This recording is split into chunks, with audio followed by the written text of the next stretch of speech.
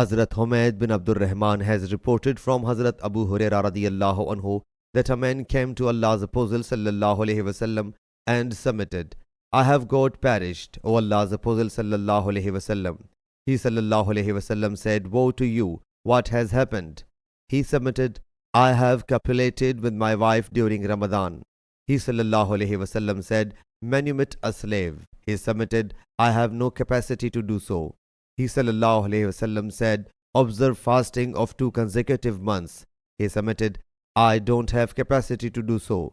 He sallallahu alaihi wasallam said, then feed 60 destitute people. He submitted, I don't have this capacity as well. So he sallallahu alaihi wasallam was brought an arak containing dates.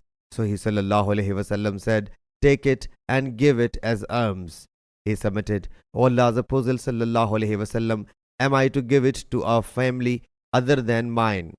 By Allah Jalla Jalaluhu, in whose possession my soul is, there is no poorer than me between the both ends of Madinah Munawwara.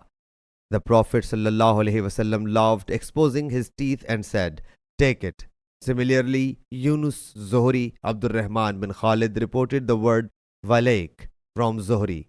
Sahih Bukhari Hadith number 6164.